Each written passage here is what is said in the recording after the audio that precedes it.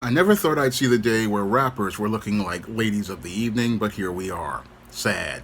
Just sad. Now available in paperback and e-readers, ISIS, Amari's Revenge. The goddess next door is confronted by a Nubian queen out for revenge at the Metropolitan Museum of Art in this inaugural ISIS series adventure. Get your copy of ISIS Amari's Revenge in paperback and e-readers at Amazon.com and online booksellers everywhere.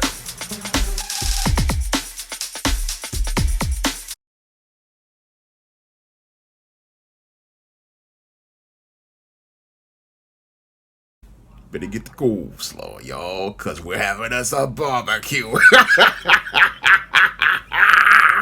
On New Year's Eve, rappers Glorilla, Sexxyy Red, and Cardi B made an appearance at the club Live in Miami. And the outfits that they were wearing were so scandalous, I had to wonder, was I looking at rappers or was I looking at prostitutes or ladies of the evening? Club had to be smelling like booty and sardines. Because the skimpy outfits that Glorilla, Sexxyy Red, and Cardi B were wearing to this club Live in Miami basically were ones that would make most people livid, because there's no telling if these are regular entertainers or adult entertainers. Now, what's really troubling here is that I've seen adult film stars basically wearing more when they go out here to do events like the Adult AVN Awards, and the way Glorilla, Sexxyy Red, and Cardi B were dressed was so scandalous that it basically didn't make them look like ladies, but made them look more like ladies of the evening.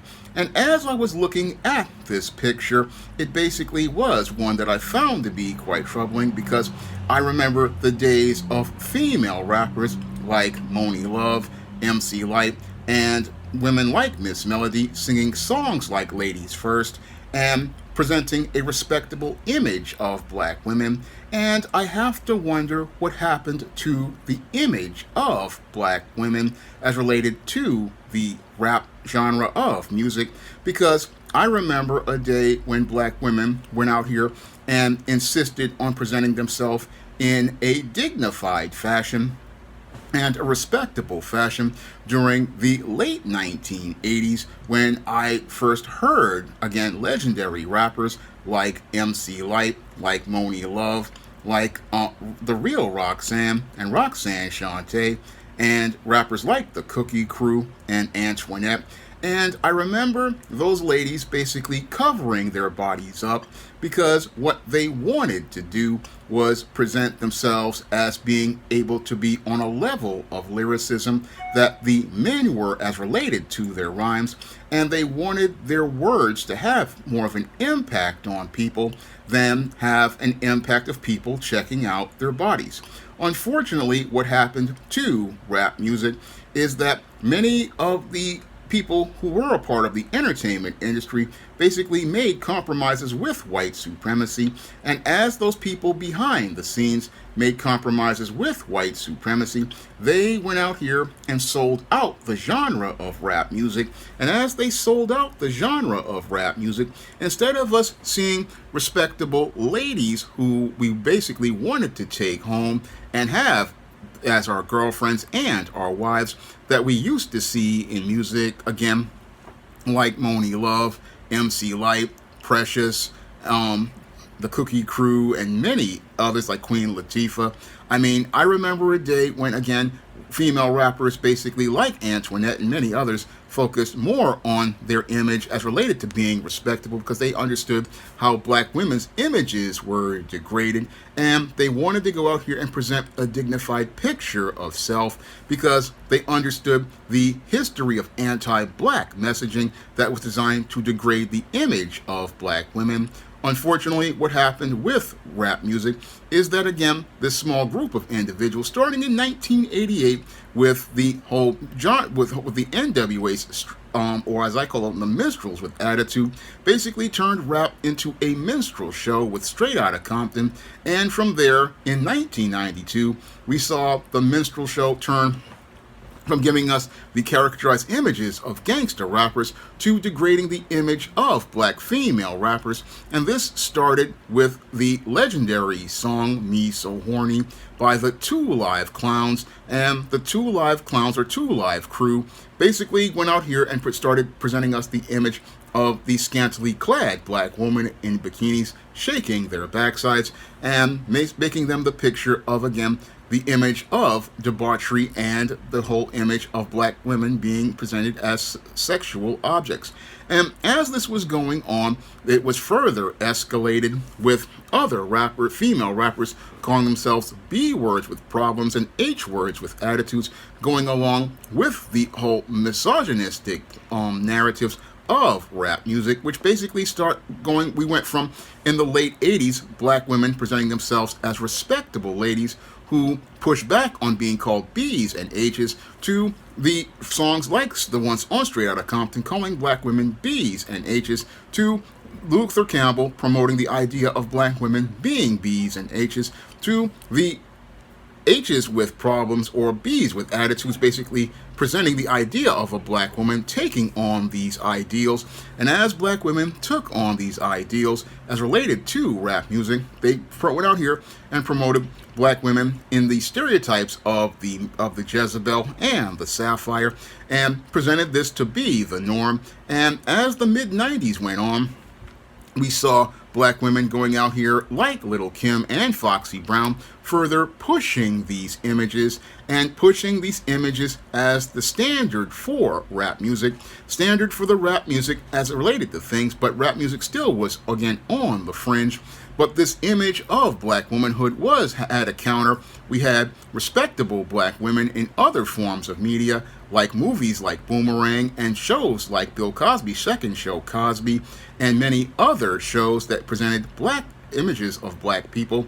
Unfortunately, what happened was, as the 90s ended and we entered into the new millennium, this is where we started to see the mainstreaming of the idea of black women as Jezebels. The mainstreaming of this idea is coming from the fringe of rappers like Lil' Kim and Foxy Brown, presenting the image of black women as this, again, Jezebel image of being a sexually promiscuous image, to it being mainstreamed by Halle Berry, as she played the role of Letitia Musgrove in the film Monsters Ball. And as Halle Berry played the role of Letitia Musgrove in Monsters Ball and had that scene with Billy Bob Thornton, this is what led to the mainstreaming of this whole promiscuous image of black women, a promiscuous image of black women that was only made to be satisfying to white men and non-black men who want to see the black woman being presented as the image of the bottom of society, being presented as the image of the bottom of society as a lewd, lascivious, and promiscuous woman, a woman who basically has no understanding of how to present herself in a respectable fashion.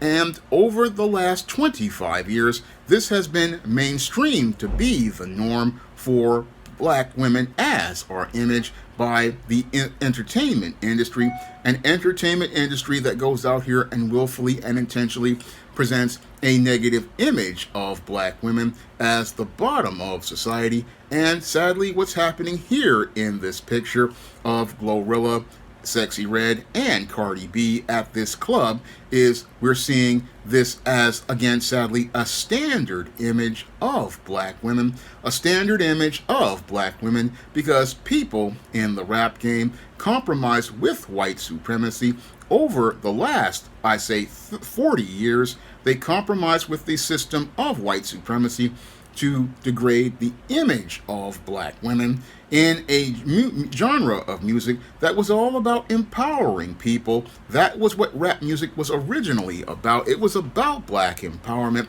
But sadly, what happened is because people got greedy.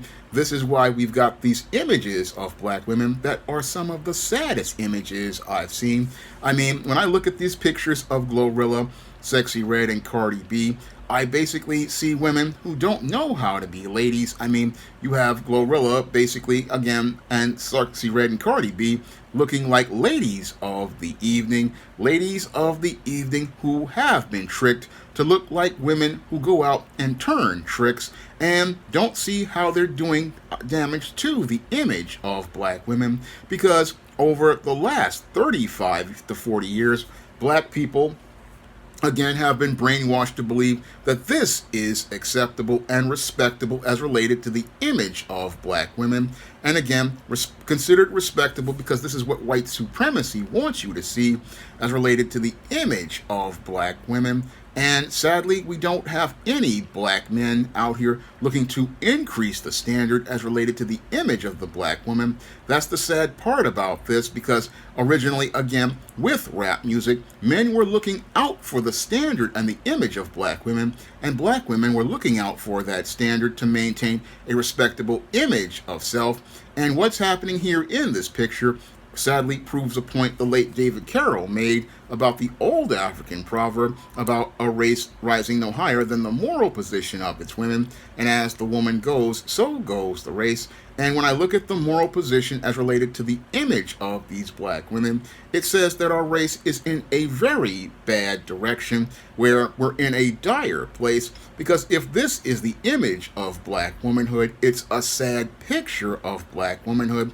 It's a sad picture of black womanhood because instead of us seeing images of the dignified black women from the 1920s all the way up until the early 1960s, what we're getting is an image of black women that would be frowned on by our great-grandmothers and grandmothers and mothers as related to things, as related to us Gen Xers. We're seeing an image of black women that would be, again, frowned on by other generations, because they would basically call these women basically ladies of the evening. They would call them harlots, and they would want to have nothing to do with those women because they basically don't look like women who, again, respect themselves. Don't respect themselves at all. And what's sad here is that these women who are basically in their 20s or even their early 30s have been miseducated to believe that this is normal, miseducated to believe this is a normal image of black women. And again, that fits within white supremacy's narrative of black women, because they want you to see black women not as respectable and dignified women, but they want you to see black women as Jezebels. They want you to see them as sexually promiscuous. They want you to see them as having no dignity or self-worth to even value their own bodies or how they present themselves, and see them with deep self-hatred to the point where they don't even have pride in themselves. I mean, here you have 3 black women who are basically sitting up here wearing wigs with Glorilla basically got on looking like a characterized white woman with this blonde wig. You got Cardi B again looking like a lady of the evening with this pink wig, and Sexxyy Red looking like another lady of the evening. And none of these women, again, looking like a dignified, respectable sister, not having any sort of respect for self. That's what's really sad here as related to the social engineering of the mind of the Western black woman. The social engineering of the Western black woman. She has not learned to, again, have an image to respect herself, or respect herself as related to going to an event, or even know how to present herself at this event. I mean, here we have these women celebrating New Year's Eve, but the whole thing is we're seeing that they're going into the next year presenting the worst image of black womanhood, showing and presenting the worst image of black womanhood, and showing me that it's a sad state of affairs when it comes to the image of black women, that you have women, again, stepping out like this, stepping out of their house like this, basically looking real sad, and sad because you're stepping out to the club, and stepping out to the club not in a way that leaves a good first impression on people about yourself, or shows that you even like yourself, just shows you're trying to go to the lowest common denominator in a desperate attempt to get attention, that just makes all 3 of these women look bad, look really bad all around, look bad because, again, you're presenting the worst image of black women. And what's even sadder is these women will sit there and say, because they've been indoctrinated indoctrinated by white feminism. This is an image of empowerment, but there's no empowerment here. No, it's women giving away their power. Giving away their power because they don't know how to dress modestly or present themselves in a respectable fashion, like all the rappers I mentioned in the past, who wanted you to hear the words that reflected the content of their character and didn't need to show their body because they knew that their lyricism and phonetic skills were the thing that people came to see. They knew that they didn't need to show their bodies. They just needed to show their skills. And that's the saddest part about this, is that these women want us looking at their bodies and not looking at themselves. That's the saddest part about this whole picture. Again, an image of black women that basically shows why we have a sad state of affairs as related to the image of black women, an image of black women that basically has been taken to the bottom by bootlicks who compromised in the rap game with white supremacy, to go out here and look to get a little bit of clout with white supremacy, but destroy the image of black people. That's what I see in this sad picture, a sad picture of black women that again shows us the worst image of black women and shows me why we need to control our own media, control our own image, because it's black creators like myself who understand the importance of image and want to protect the image of black women, elevate the image of black women, and show us, our sisters, as respectable. I mean, we're not getting that from this mainstream media, which has gone out here and turned the image of black women into, again, one of the worst things I've ever seen. I mean, again, porn stars don't even dress like this. That's what's really sad about this whole situation. I mean, it's a sad day when black female rappers dress worse than porn stars. And porn stars, again, these adult film stars know how to carry and conduct themselves.